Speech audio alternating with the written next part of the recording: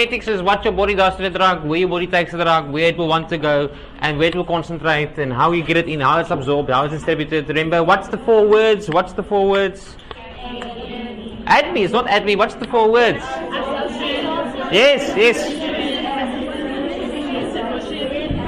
Beautiful. Okay, not all of you said it right, but yes, absorption, distribution, metabolism, excretion.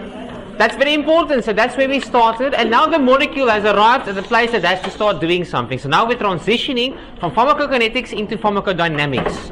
So pharmacokinetics was how the molecule gets to the place where it has to start doing something, and pharmacodynamics is what the molecule actually does to get an effect. Are you following me here? Who has ever heard of a ligand? Ligand, have you heard of a ligand? Yes. Okay, so for today's sake, ligand that you learned about in physiology is the same thing as receptor in pharmacology. Okay. For those who still remember ligand, you are one step ahead already. So ligands and receptors are the same thing for today. Okay. Oh no, I did put this slide on. So look, this is the transition we're making. So we started here with actually taking a drug. Then we went through the entire ADME process. So ADME process is within these slides here. So now only a certain portion of a drug reached an area where it's supposed to work. So if you were in a fight, you got punched on the nose, you have inflammation around this area, né? You take an ibuprofen. Ibuprofen will go everywhere. Only a portion of ibuprofen will reach the site of action, where it will start working. Does it make sense? So now, what we're doing today, we've already spoken about how the drug is distributed everywhere. Today we are starting to speak about the drug that actually reached the area. The drug at the site of action. Okay. Now it really is a bit of a complicated story, but hopefully we'll get there. Hopefully. Am I going up or down now? Okay. Let me think. Okay. So all the drugs we use act on a receptor of some sort to start an effect. All of the drugs we use act on a receptor of some sort to start an effect. These receptors are made by our bodies. They are there automatically. They were there initially. We have manipulated a drug to create an effect. An effect similar or effect opposite to what would normally have happened under normal circumstances. So let me just quickly skip to this slide. No, not too far. No, I'll explain it a little bit better just now. Okay, so what I want you to follow here is receptors. We have receptors automatically. Our body is full of receptors automatically. We create drugs to influence these receptors. Okay, that's the starting point. Now, just to put a bit of a perspective behind it, don't worry, you will never have to draw a graph like this. You will just have to more or less get an idea what I mean by this. So these are 4 different drugs over here. This is their percentage effect. This effect can be anything. If I told you a drug causes a muscle contraction, if I told you a drug causes muscle contraction, and I'm measuring muscle contraction as a percentage effect, this will be 0%, this will be 20%, this will be 30%, this will be 100% muscle contraction. Does that make sense? So what we're measuring in this side is the effect. Okay, and then over here we have a concentration. Don't worry about the log A molar, it's a type of concentration, it's a very small concentration. So we are measuring the amount you need to create that effect. You can see in all 4 cases we need the same amount of drug, but we have different levels of the effect. Does that make sense? Okay, this slide might be a bit confusing, and hopefully as soon as you understand this slide, I think you guys are sorted. Then you really are following me at the very least. So before we go, I want to first do this. So our receptors in our body are under normal circumstances meant to communicate different parts of the body. So if I'm thinking to control my muscle now, there's a message that's starting here, an action potential starting here. Do you remember action potentials? Some of you at the very least, yes. So action potential starts here, it travels down my spine, down a nerve, and it hits the muscle. As soon as it gets to the muscle, there's a neurotransmitter released here that stimulates a neuromuscular receptor. And when it stimulates that receptor, an effect happens. So this is what you see on the outside, this is the effect bar. And we'll go over an example of what really happens, the biological process within the body, because it really is a complicated story. So all of these things we are manipulating with drugs are receptors and receptor systems that were there initially. So hormones, for example, if you're taking estrogen, men and women have estrogen receptors. If a man takes estrogen, what happens to him? He gets that voice. He gets a pair. When men, So what I'm trying to explain is, for example, there isn't estrogen in a man, because there is estrogen but very little, but as soon as you add the drug, you are taking over a natural process that could automatically have happened there if he did have estrogen. So it makes sense. That estrogen receptor was inside of him all along. Same with women. If women take testosterone, they start growing a beard, muscles. Make sense? Okay, so those are receptors that are in your body. They are automatically there. We're not creating the receptors, they are there. And the amount of drug that gets to the receptor is in a certain sense dependent on pharmacokinetics. I'm trying to link them together now for you. So this part, okay, we have more or less covered it, but only a little bit of drug will reach that final area that will start having an effect. Very small concentration. That's also why this graph is used in log moles. Makes sense? Okay, no, don't worry about that. It only means that it's such a small number, we have to convert it into log moles to make it, let it make sense. Okay. A very, very small concentration reaches this area. I've got a video I want to show you here. If I can play it. And hopefully if I show this to you, oh, codec is unavailable. Why are you doing this to me? It can't play. That's a bummer. I will upload the video. Okay, but the video is, I'll just try to explain it. The video was very basically a parasite under a microscope. It was a parasite under a microscope and a bunch of immune cells around the parasite. As soon as one of the immune cells recognizes a parasite, it releases a lot of chemotaxins. Have you heard of that word? Chemotaxins. Chemotaxins is basically a different version of a neurotransmitter. So they go and they bind to the different immune cells and they tell them we have a problem. They bind to receptors to do this. Does that make sense? If I had the video, it would have been much nicer. I'm not sure why this thing is not allowing me. But I will upload it and I will explain it again. So as soon as those immune cells recognize the threat, they release chemotaxins, interleukins. You remember those things? You've heard of them before. They release a bunch of different substances, and those substances go bind to receptors of other immune cells, and then they are recruited into the fight. They run to the fight. I think I've lost you guys now. I'm not. You guys are just tired. It's only week 3 of academia. You must have a lot of energy. I'm not kidding. Now I understand. I do understand. It really gets tiring. Okay. So I will upload a video that will hopefully elude some sense about what I'm talking about now. So, no, I'm gonna, if I go too far, this confusion. I wanted to show you this.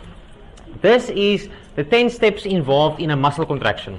So if you're sitting now and you are blinking your eyes, if you're sitting and you're moving your feet, all of that is a very complicated process that's driven by a receptor system as well. So your thought to move your muscle is the first thing that happens. Action potential travels down, and then as soon as it reaches that synaptic cleft, a neurotransmitter is released, and the neurotransmitter stimulates the receptor at that muscular junction, and then you get a contraction. Does that make sense? So that's why I only went to the second step, because we're only here now. We're not even talking about the other 7 steps. You don't have to study this at all. I'm just trying to let it make sense to you how complicated the process is. So this is the biological process that is now started when the receptor is stimulated. Acetylcholine, which is the neurotransmitter, binds to, it doesn't say here, but it's a neuromuscular receptor, and then it starts the process through the calcium and sodium channels. Does that make sense? So as soon as that is started, as soon as it's stimulated, all of the following things will happen. And all of these things happening is what gives you the actual muscle contraction. So if you had to measure the effect of all of this, it would simply be the muscle contracting. Does that make sense? Okay, so now all of this you won't see in this graph. You won't see them here, but they're all happening under the surface. Does it make sense? If it doesn't make sense, ask questions. Okay, is it still recording? Are we safe? Does it say rec? That means it's recording. Okay, so I think, okay, so over here, you guys have seen this before? So if you take this nerve back, if you go backwards with this nerve, where will you end up? If you take this, you go backwards, where are you going to end up? Yeah? The brain.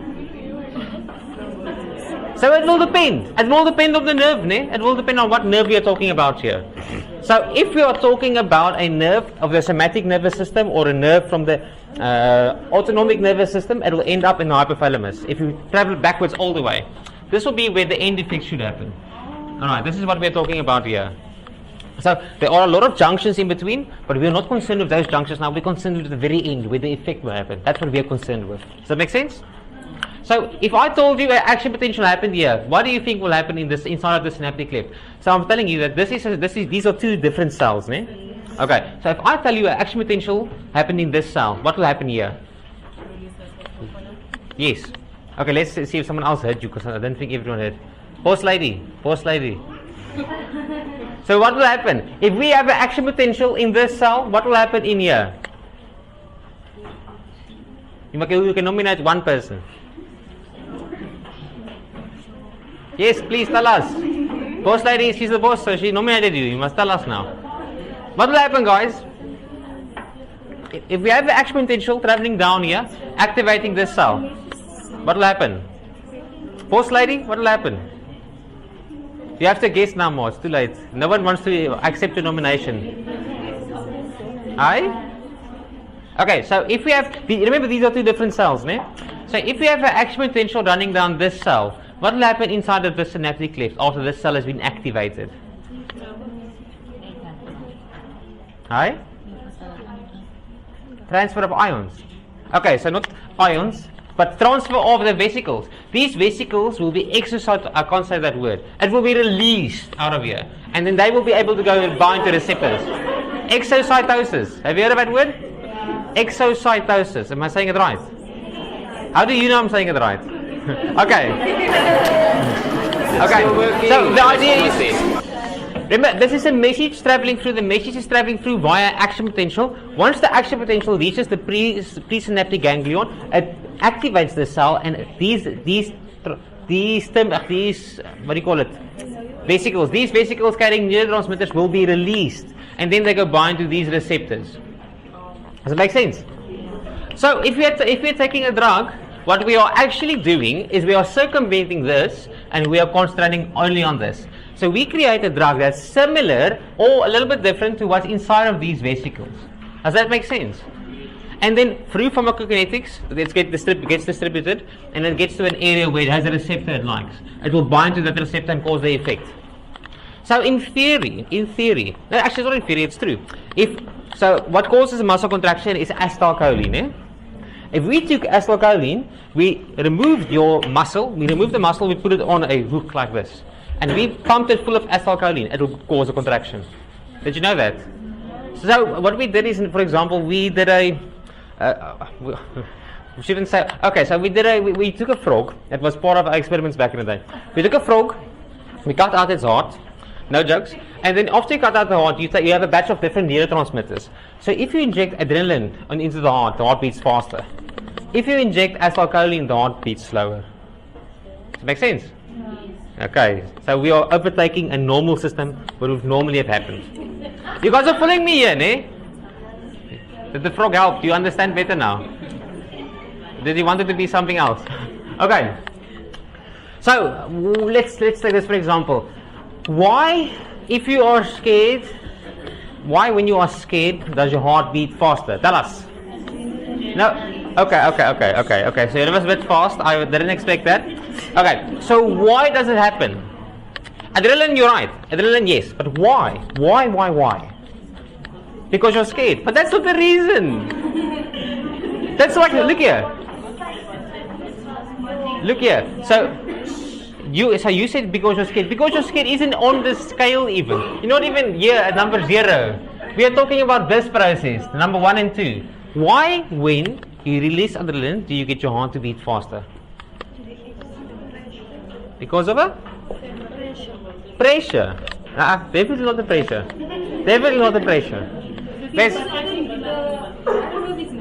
Yeah? Exactly. So when you are scared, okay, now this is one you have to listen to. If you understand this, then you are separated with pharmacodynamics at the very least.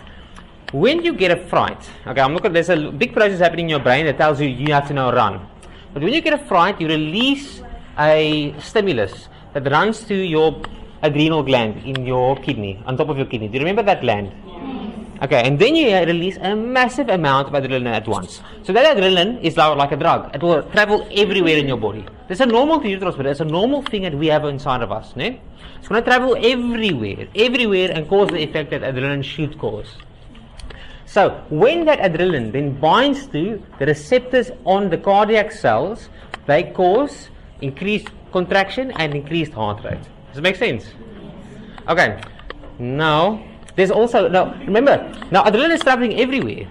If you are very scared, what happens to your hand? There's also receptors on the muscles. The sweat, we'll talk about the sweat, but yes, the sweat's also there. But you start, for example, shaking. You sweat, you shake, your muscles have increased blood flow. You don't have to go to the toilet anymore.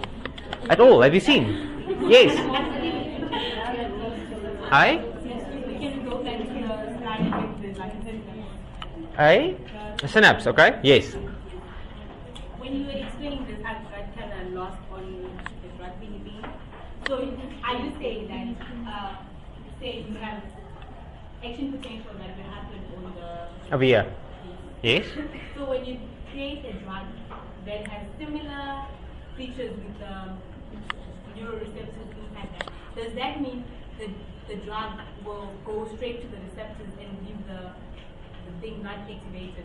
Exactly, yes. So the previous part doesn't matter. So the previous part of the nerve going upwards won't be affected, but the actual target organ will be affected. So this nerve was running towards a target organ or a target site, and then it released a neurotransmitter at this site that caused the effect. So when we are giving a drug, we are only focusing on that area. The drug will travel everywhere, it will go everywhere, but the receptors aren't there to cause the effect. Does that make sense? Is it better? Okay, so when we're talking about adrenaline, okay, maybe I'm going to make it too confusing, but the adrenaline, for example, if we release adrenaline and it's in our bloodstream, it will be delivered here through the blood supply on the sides and through diffusion forces, remember, through the interstitial fluid. It will travel with the pharmacokinetic principles, it will travel towards the site of action. Does that make sense? Okay. Then we have circumvented the system and we don't need the system anymore. Well, we still need the system, but the system won't be the thing causing the problem now.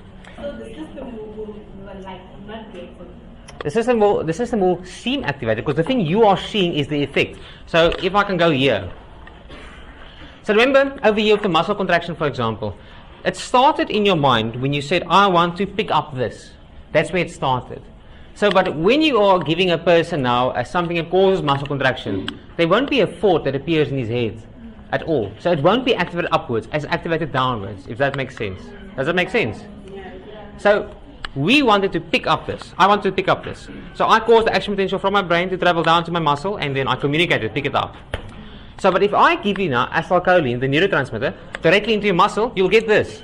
But you won't get any. You won't get the thought to pick it up. You'll just get this. Does that make sense? So you are completely running around it. You're following me. It's a bit better. If you still struggle with it, keep thinking about it. You know what happens in our minds, né? If we struggle with a difficult concept and we leave it for a while and we come back to it, it makes sense. Have you seen that happen? Yes. And this is pharmacology. This is why I have those quizzes. So you as soon as you have something in your consciousness and you just leave it for a while and it travels to the subconsciousness, you actually work on it. Without knowing about it, you're working on it. And then one day you wake up and you're like, wow, how could I not have figured this out? Have you felt that before? Yes. This is why you have to continually improve yourself. Continually improve yourself. Okay, so I hope this is making sense, and I hope... Oh no, I'm going too far now. Okay, so let's go over here first. Just look at this video quickly.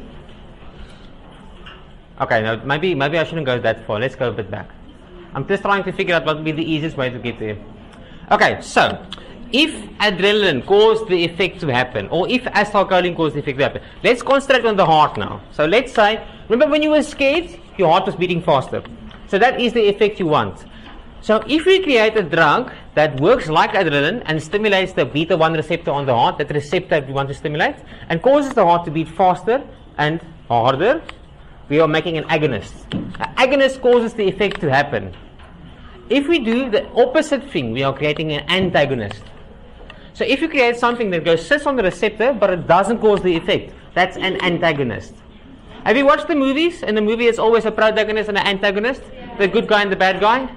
Okay, it doesn't work exactly the same, but the principle is kind of there. So the antagonist will stop the effect in most cases, and the agonist will cause the effect in most cases. The agonist is most like the neurotransmitter that was normally there.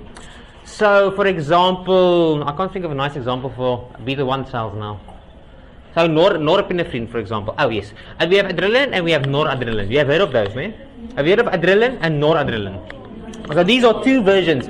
These are two neurotransmitters that we have under normal circumstances, causing your heart to beat faster. Adrenaline and noradrenaline. They will be classified as agonists because they cause an effect to happen. But then we have drugs that will go to the receptor. They will go here. They will go to this receptor here. Remember, this is now the cardiac cell. This is the cardiac cell, the cardiac muscle.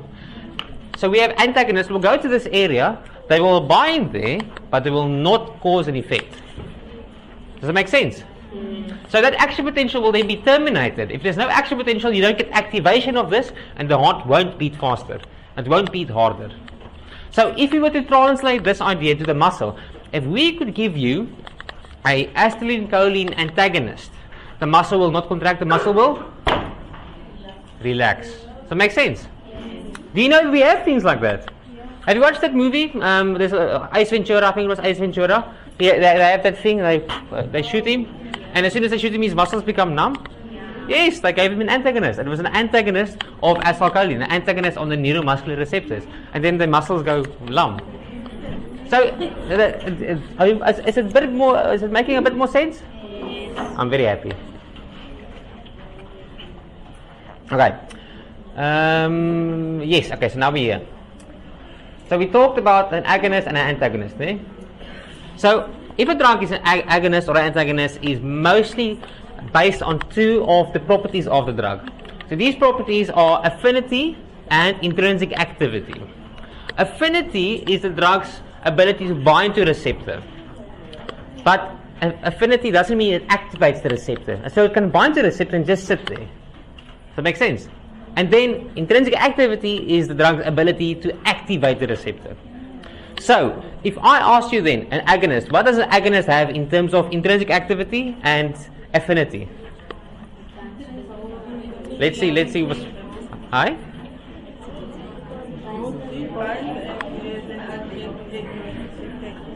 So what's the effect?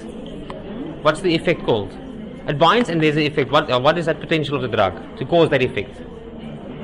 Okay, so listen guys. A drug has to have affinity to bind to the receptor. This is the most important part. Drug has to have affinity to bind to the receptor. And it needs intrinsic activity to activate that receptor. So if I'm talking about an antagonist, it will bind to the receptor, but it will not activate. Does it make sense? So if, for example, you are a very anxious person, and this is not necessarily the case. Let's take a better one. Have you heard of the disease called Pheochromocytoma? Okay, so Pheochromocytoma is basically you're making too much adrenaline the whole time. You're making too much adrenaline and more the whole time. So this person is anxious, his heart's beating fast, he's shaking the whole time. Pheochromocytoma. So if we give him something that blocks the receptor from being stimulated by the normal noradrenaline or adrenaline, what will happen? His heart will beat and his shaking will be decreased. Does it make sense? Yes. You say that intrinsic activity. Aye? It stimulates a drug. Yes, intrinsic activity is the ability of a drug to stimulate a receptor, to activate it, to cause an action potential to go forwards. And affinity is the ability of a drug to bind to a receptor. So, if I was to ask you now, what would an antagonist have in terms of affinity and intrinsic activity, what will you tell me? Next to the camera. Next to the camera, you can't look away. So, if I'm talking about an antagonist, what will it have in terms of intrinsic activity and affinity? Guess. So, okay, you can nominate one person. You can nominate. Okay, at least you guys are awake, so it's fine. Okay, so if I'm talking about an antagonist, the antagonist can go here, an antagonist can bind and block this off, but it doesn't activate it. So the effect doesn't continue, the heart doesn't beat faster, the muscle doesn't contract. Exactly, it blocks the effect. Antagonists are also called blockers. Have you heard of beta blockers? Kaboom. Okay, now another thing I want to tell you here. In the case of the muscle, the coumarin, the thing they use in Ace Ventura, coumarin will bind here as an antagonist, and it will then block the normal acetylcholine being released to stimulate this receptor. The muscle will not contract then. Yes. So under normal circumstances, when you think about a muscle contraction, you eventually get acetylcholine released at a neuromuscular junction and you get contraction. But if you have coumarin injected into this muscle, the coumarin antagonist molecule will bind here. And then when you think about the muscle contraction, you will not get acetylcholine, well, you will get acetylcholine released here, but it will not be able to bind to the receptor because the receptor is occupied with the coumarin, the antagonist. Does it make sense? Yes. Ah, beautiful. Beautiful, I'm happy. Very important to understand that part. So, but now, adversely at the same time, if I told you a drug is like acetylcholine and when it binds to the receptor, it also activates it, what will happen to the muscle? Some of you are saying contract. So, if I have a drug that looks very much or is very much the same as acetylcholine, what will happen to the muscle here when it binds to the receptor? Contraction, because that drug, agonist, will have intrinsic activity to activate the receptor and will have affinity to go and bind to the receptor. Following me here? No? Okay, who doesn't follow me? Okay, so affinity, intrinsic activity. What's affinity? Wait, not everyone. I can't figure out the problem if everyone speaks at the same time. Too fast. Yeah, that's pretty difficult for me to control. I don't know, do you have a class representative? I don't want to be a manager, I want to be a lecturer. I don't want to manage people. Manage yourselves, you're adults, manage yourselves. Okay, but one thing I can tell you is I've got this thing running. So my voice is the only voice going in here. So at least with the video you'll be able to only hear my voice. Is it still working? It's still working, so it's fine. Okay, yes. So whenever you were to explain exactly the effect it has on the receptor, you must refer to the affinity as well as the intrinsic activity. Yes and no. Yes and no. So I'm starting to explain the principle behind a few of the things, but it gets more complicated. Yes. Yes. Like with the antagonist and the Agonist. Do they have both infinity activation and intrinsic activation? Both of them have it. Yes, both of them will have it, but to the extent will differ. So if I go back to this slide here. So these are 4 agonists, né? These are 4 agonists. But you can see the intrinsic activity is 25%, 50%, 75%, 100%. Does it make sense? Now if you have an antagonist, it will be 0. So it won't give you effect. So remember, this is the effect. If you measure this, you're measuring the effect. So if you have a very big effect, it will be 100%. If you have a very small effect, it will be something like, well, small. It will be a small effect. So are you saying that an antagonist has mostly the infinity? It only has affinity. It has intrinsic activity, but too little to make an effect. Too little to make the effect. Okay. Okay, I'm happy. I'm happy someone asked that because I know one person asked that. A lot of people actually wanted to know it. This is the normal. Okay.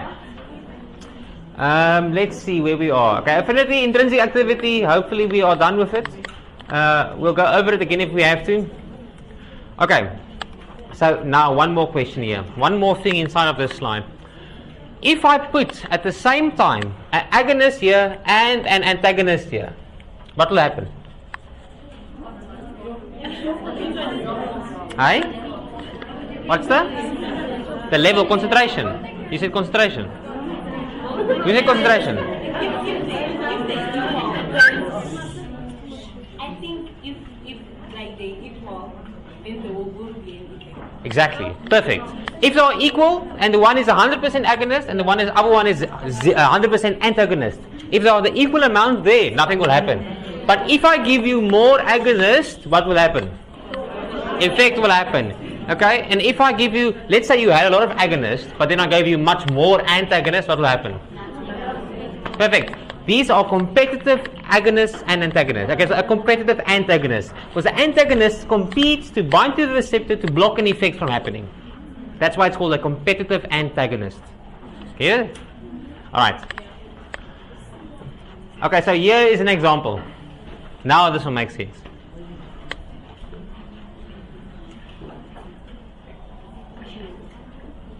Very simple if you look at it, ne? So you see it has the ability to bind to the receptor, but it doesn't stimulate the receptor. If that yellow one, the agonist bound here, there would be something flowing through this. So it would activate this molecule here to start maybe sodium flowing through or calcium flowing through. Make sense? I'm very happy. I'm seeing the lights go on. Here is another example of a very long one, and I'm just trying to give you an idea of how complicated it really is. I hope it works, because it doesn't work. Okay, now so two of my things didn't work. They gave me an old PC. Okay, so I want to explain to you here is, this is the inside of the cell. Once that agonist there, or that neurotransmitter there, goes and binds to the receptor, these channels will be opened. If these channels are opened, the membrane potential changes, and then you get the reaction happening inside of the cell. The biological process is starting then. Does it make sense? So that goes back to this. So we were talking about, today we're concentrating on 1 and 2. But as soon as that action starts, or that activation happens, all of these things can be happening in different cells. Okay. Now, let me keep my bearings straight here. I'm very happy you guys are following me. I don't want to confuse you. Don't worry too much about this. Let's forget about this one. It might just confuse you now. So, the response or effect, same thing. So, agonist going up. You see, agonist going up. A partial agonist. What's a partial agonist? It only has a little bit of intrinsic activity. So, it only has enough intrinsic activity to cause some effect. Let's say, normally, I can pick up this bag. I can pick it up all the way to here.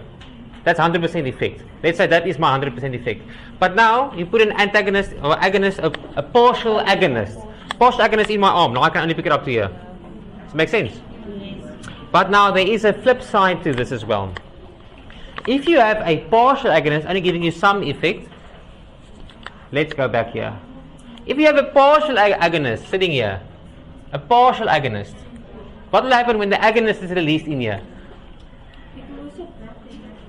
It will block, yes. So it gives you some effect, but it blocks more effect. Does that make sense? Because it's taking over the receptors. So it gives you some effect, but not all the effect. So if we go back to this one here, let's say we're giving you a partial agonist that gives you 50% effect. If I gave you now a full agonist, I will not get 100% effect, because that 50% is basically taking that antagonist or that partial agonist is taking over all of these receptors. So the agonist, the full agonist that wanted to cause the maximum effect, can't bind to cause the maximum effect. So a partial agonist automatically becomes a partial antagonist as well. It's a very cool thing. It's a very cool thing in places. We'll discuss it. Who's ever watched that movie, A Street Cat Named Bob? Never watched it? A Street Cat Named Bob. Have you heard of this? Have you heard of this heroin addiction? Heroin addiction, have you heard of heroin addiction and then they use buprenorphine? Have you heard of that? It's a new therapy for heroin addicts. So it gives you some of the effect of heroin, but it blocks heroin from binding to the receptor and causing more effect. So it keeps them functional. It keeps them functioning as human beings. Because remember, when you are addicted to heroin, you have a physical addiction. You can't move around. You're sweating. You feel like you're feverish the whole time. So if we give you then buprenorphine, you get some effect, but you don't get all the effect, the addictive part. So you can still function as a normal human being, but then if you do lapse and you take more heroin, it can't bind to the receptor because the receptor is already halfway blocked by buprenorphine. Does that make sense? Yes. So this is what they do with a lot of things. A lot of the addictive drugs, they do this, and we might get to that as well. Let's see. Okay, I have it here. Okay, another example is if you overdose on heroin. If you overdose on heroin or on morphine or on tramadol or on codeine, what do you get if you overdose? You get? What do you get after you get high? You get dead. But why do you get dead? Why do you get dead? So morphine, all of the opioids, morphine, heroin, and codeine, for example, all of them have an ability to cause respiratory depression. So if you have respiratory depression, your muscles don't contract to breathe anymore. Ne? So in such a case, you would want to give a person a full antagonist fast, a big concentration, so you can reverse the effect. Does that make sense? But you can't give a person who's an addict naloxone one shot normally, because if you give so in emergency case, we can't breathe anymore, yes, but if you give an addict a naloxone, a full antagonist, you will lose all of that effect and it will get the withdrawal effect. Does that make sense? It's a bit difficult, this one. But you don't have to know that 100%, so I'm not going to go too much in detail with it. Okay. I think... Oh, another nice example for you that will help you guys. That's a full antagonist. No, I think you understand it. I don't think it's necessary. Do you say it's necessary? Yes. Okay. You know, when you want to give a speech, ne? When you want to give a speech, you're stressed. You're shaking, everything is changing, you're becoming too stressed to speak. Have you felt that happen? Yes, all the time. All the time? Yeah. So there are people there, a lot of the actors and a lot of the people playing instruments, etc., in front of a lot of people, they take something called propranolol or atenolol. These are beta blockers. And the beta blockers simply block that alpha or that beta 1 receptor on the heart. And also in the muscles that cause the shake, ne? So it blocks the receptor in your heart and the receptor in the muscles causing the shake. Hi? No, not commutative. I've never heard of that word before. That sounds like viral. So a lot of people take it to stop that overstimulation of adrenaline when they are stressed. So then, if I don't have a lot of adrenaline, my heart won't be racing. If I'm not aware of my heart racing, I won't be so stressed. And if I don't have the adrenaline binding to my beta 1 receptors in my I can't remember. Binding to receptors in your arm, you won't get the shakes. So then you can play your instrument and you can talk and you can point a laser without stress. See, there's no shake. I'm kidding. I used to do it when I gave lectures the first time, because my first lectures were like this. So then I took atenolol just to stop that. Don't follow my advice. Okay. So now, we've now discussed the very basics of it. If you understand the agonist and antagonist, you are very far ahead already. If you understand intrinsic activity and affinity, you're also far ahead. If you understand why a partial agonist is also automatically a partial antagonist, you are very far ahead. If you have all of those things, I'm very happy. Then we did a good job today. But unfortunately, we have to continue. There's too much work. Okay. We have more things. It's not just agonist and antagonist. We've got more things. Pharmacology always has more. Much more. Always has much more. So we have things called enzyme inhibitors. Okay, this enzyme inhibitor one. I'm just going to mention it. I want you to store it at the back of your head, because when we get to the autonomic nervous system, I have a nice example there. But if I give it to you now, you're going to be, your mind's going to, it's not going to work. It's not going to sit anywhere. You won't have a reference for it. So just remember enzyme inhibitors. We have those as well. Remember enzymes do things in your body. So if we block that, what will happen? The thing won't be done. So, for example, we have pepsin in your stomach that digests proteins. So, if I blocked pepsin, the proteins won't be digested, and you will probably get flatulence afterwards. Just a guess, but probably.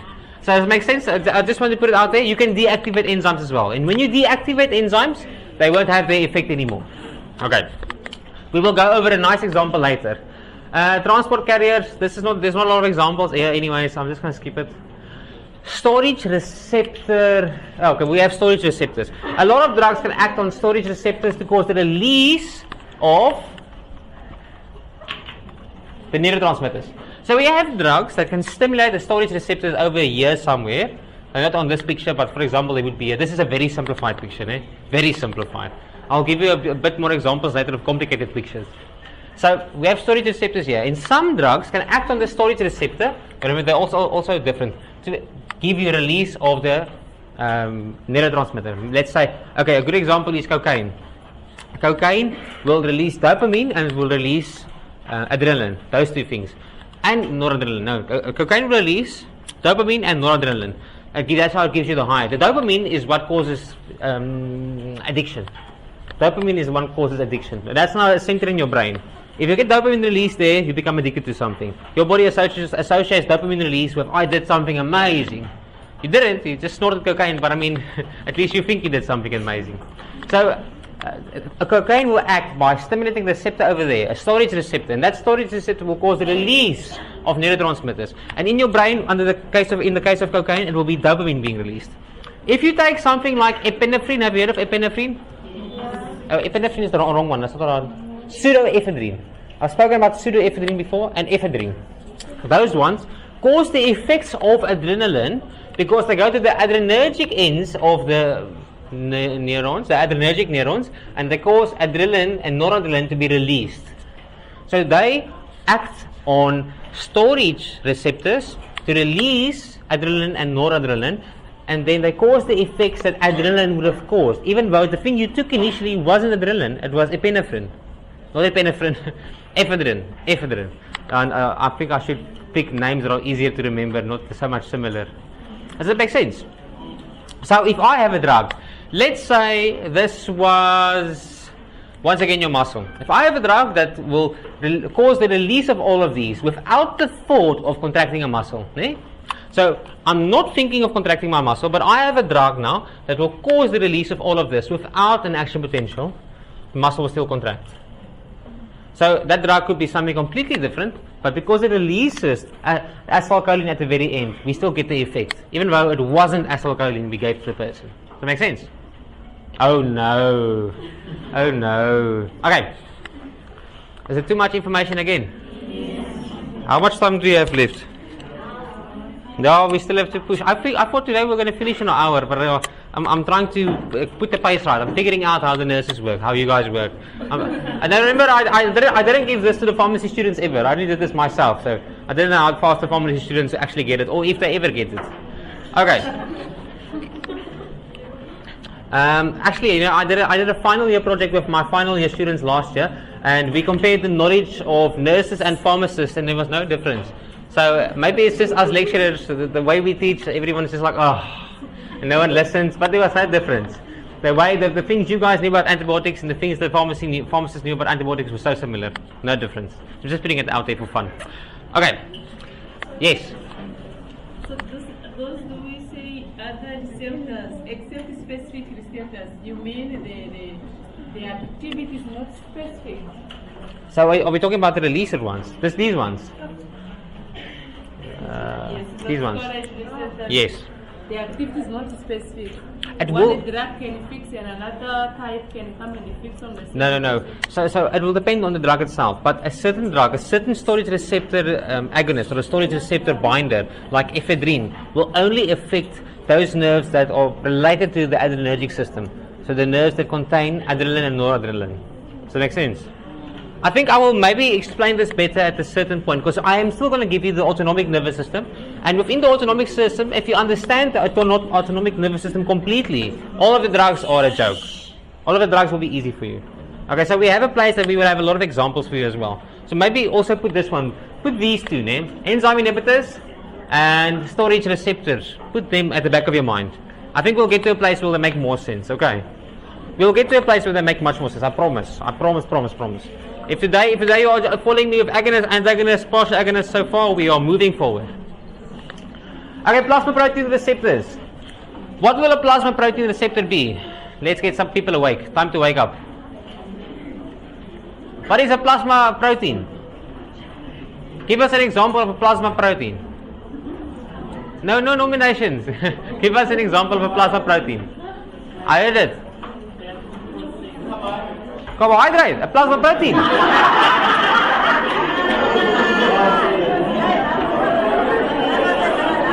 Your classes judged you. I'm not judging. They're judging. I'm not judging. So, you do know. I told this to you. Okay, now I've got a golden opportunity, Remember I told you about albumin? Yes, albumin, a protein in your blood. Your blood is also called plasma. Plasma protein is albumin. Albumin. Yeah, you're following me here. So remember, I would ask you something like this. I will ask you something like this. Even though I only mentioned it once, I will ask it. That's the thing about university. You can't get everything 15 times. But a plasma protein, example is albumin. So if something can bind to albumin, it must have a place to go and bind to albumin. So albumin must have a receptor for it. That's why it's a type of receptor. That's the only point I want to make here. Do you still remember about? No. Exactly, yes. Remember, I've shared that Google form with you. That Google form, I've shared the Google form with you. The Google form contains 3 questions you have to answer about the class. Ne? Go and ask about albumin and plasma protein binding if you still don't understand. So from now on, because I want to repeat things the whole time, but I'm going to take too long. If you don't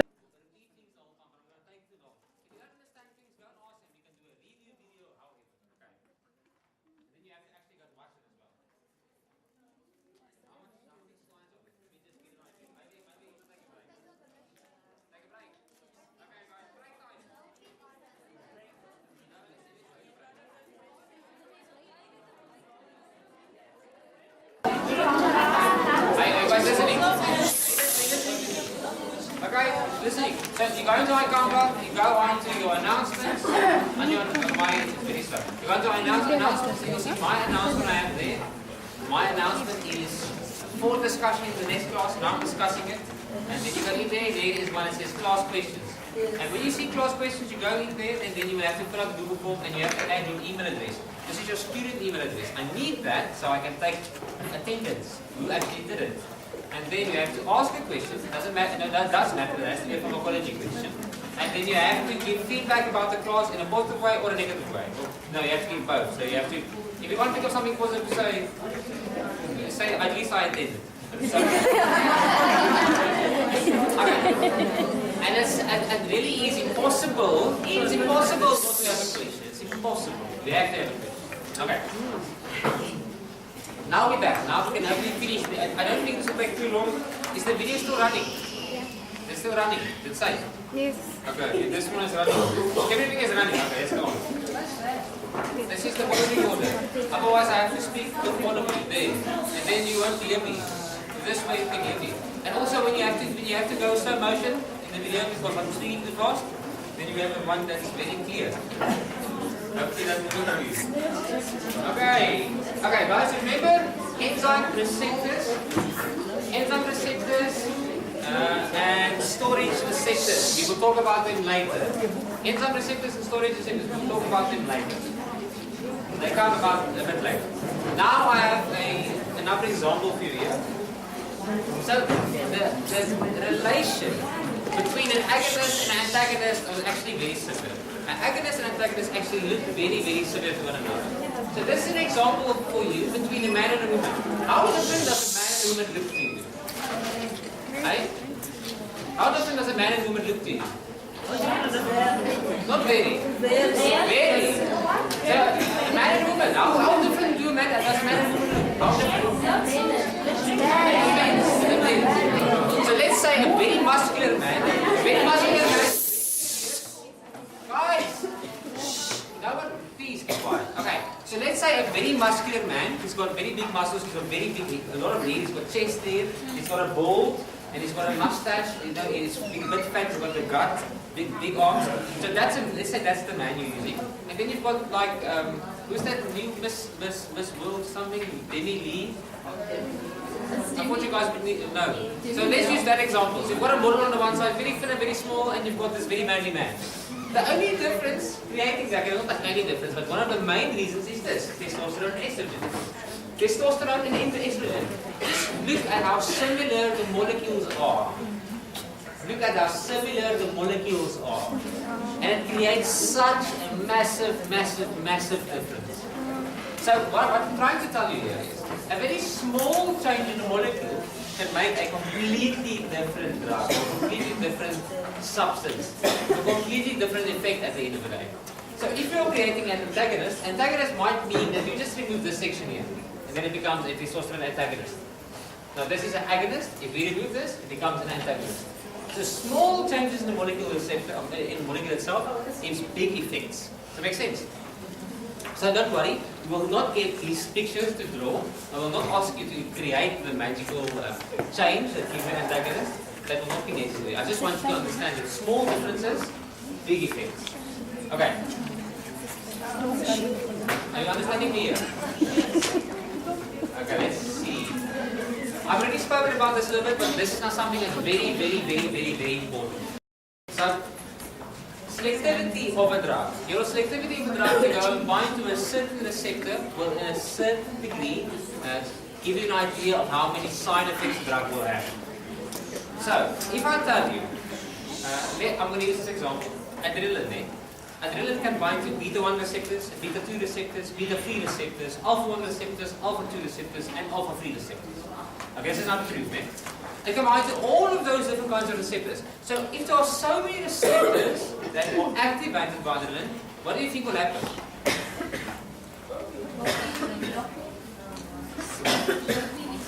Won't be easy to block, definitely true. But also, we'll have a lot of different effects in the body. So it will have far-reaching effects in the body.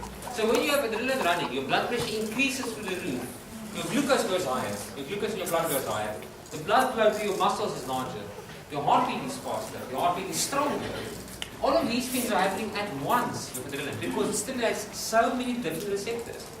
So, now let's give you an example as well.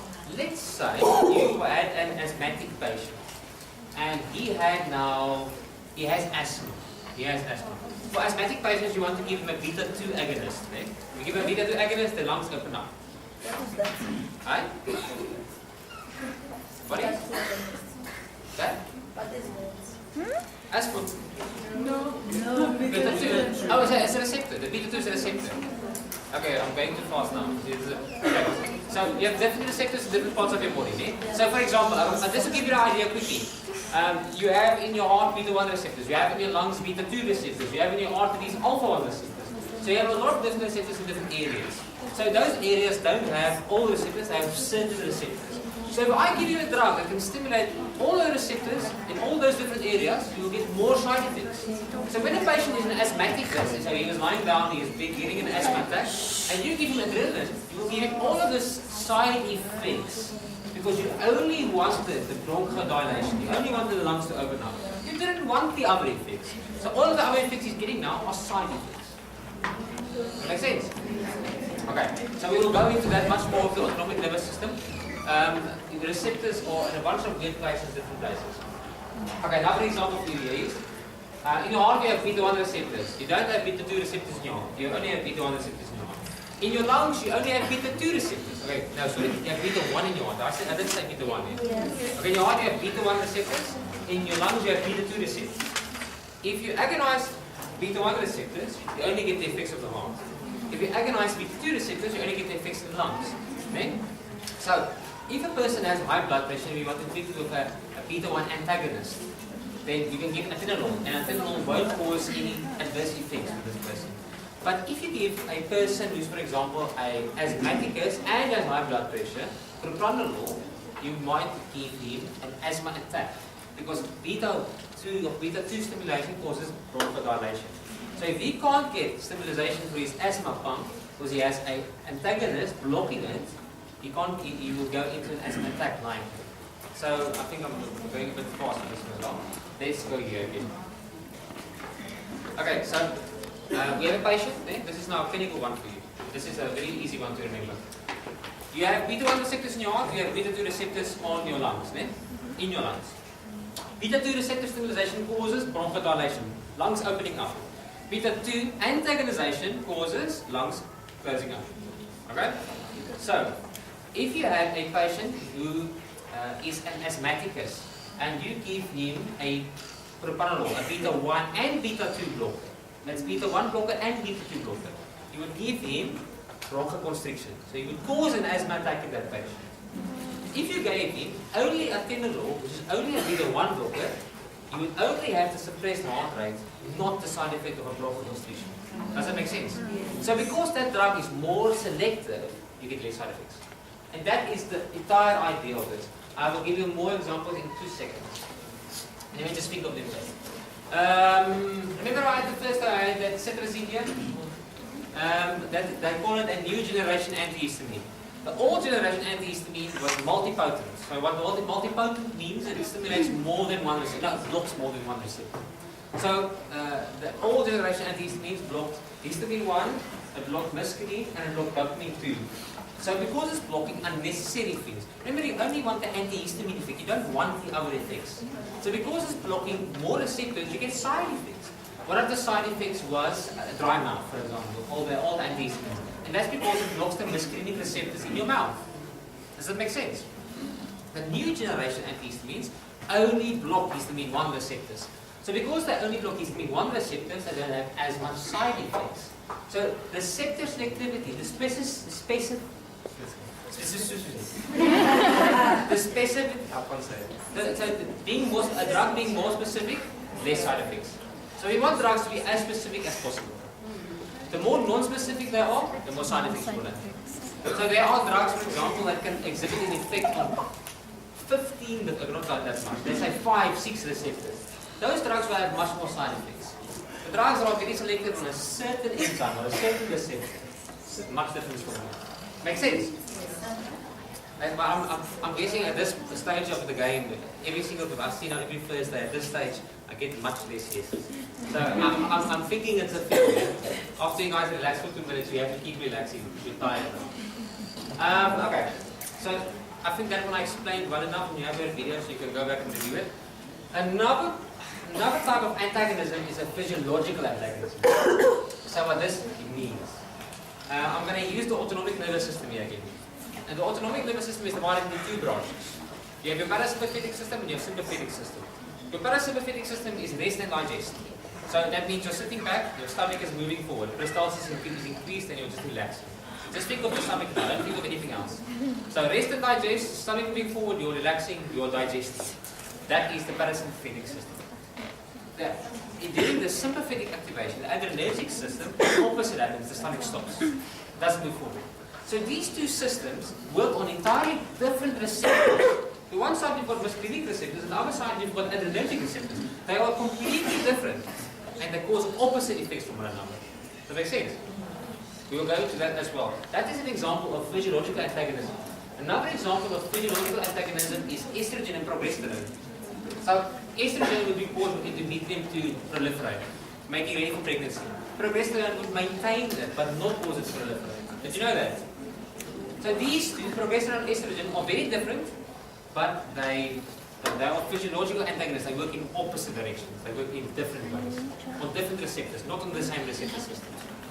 I think maybe it will make more sense when we actually get to such an example as well. Now you see, there's a few difficult subjects in here. Okay.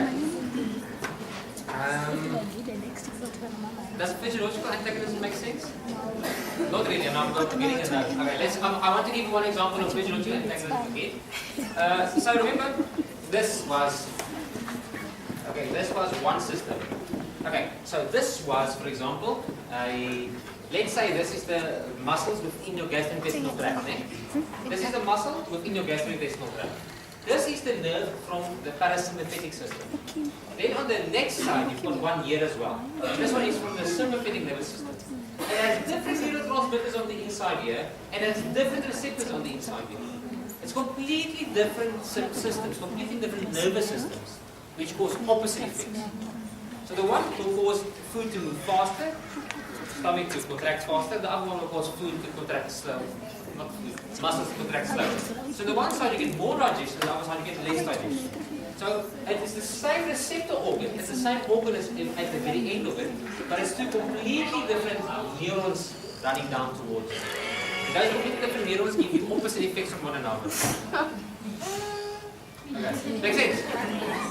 A bit more. I think physiological antagonism will make much more sense when we get to the autonomic nervous system. For now, put it in your mind, and now once again you see, I'm putting things in your mind and I'm hoping that I can pick it up later. So if you don't stay with me, and I want to pick it up later, then I'll just pick up dust. To be gone. I want to pick up substance, I want to pick up something from your mind and words. So please, eat your rice slowly. Otherwise the brain will not grow, it will shrivel up and it will go to dust. Okay. So physiological antagonism, we'll get there as well. So we've got a few things that we will discuss in the autonomic nervous system later on. Chemical antagonism, don't even worry about it. I don't think we want to worry about it. I'll explain one example later on maybe. Here's a nice example of chemical antagonism. You know when you have acid reflux? You have, what do you call it? Soy broth, what do you call it? Soy broth, what do you call it? Soy broth? Heartburn makes so much more sense. What is a soy? What is a soy burn? You know, heartburn makes sense, but soy? What is your soy? Where's your soy? Okay, that's heartburn. That's heartburn. Okay, so during heartburn you have more acid in your stomach, man. More acid in your stomach. We can give you an antacid, which is basically a chemical compound that binds to the acid and neutralizes it. So that is also a version of antagonism. It's a chemical antagonism. It takes away the effect by removing the excess acid. Does that make sense? I think that's a very easy one. Okay. And I think I'm busy losing you guys today, so I don't want to go too much further.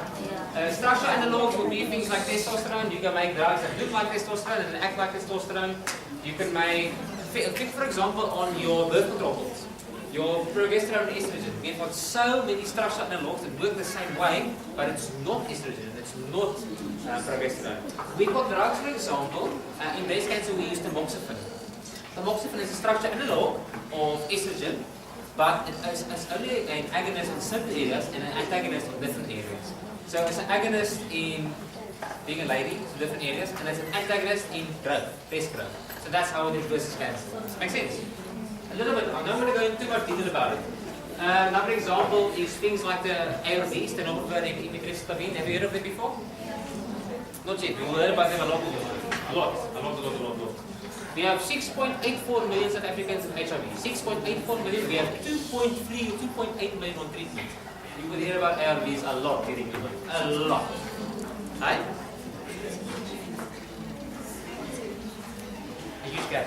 Yeah, it's a huge gap. That's why you can hear about it so much in your life. It's a huge gap. Okay, what I want to mention about ARVs is, now, if we give you an ARV, the virus will take up this ARV and think it's one of the structural pieces it needs to create DNA, or viral RNA, viral DNA. And it'll think it's something it needs to incorporate into the DNA. But as soon as it incorporates it into DNA, it destroys the viral DNA. So it's structurally related to the things that a virus uses, but it doesn't give the virus the functional. And I think I'm going to go much further about it. No, we'll just leave it there. We'll leave it there. I think just a few more. I've explained multipotency to you. Multipotency means it's a drug that stimulates or antagonizes more than one receptor. Eh? More than one receptor. There are a lot of drugs that can antagonize or agonize 3 or 4 or 5 different receptors. And those ones are very non-specific, so it's a non-specific that will give you a lot of side effects. Okay. Tolerance is your body's ability to react less and less to stimulation. Okay. I think I'm losing you guys too much. I will explain the rest in the next class. And then we can go on. I'm losing you guys. We have lost. Okay, we finished.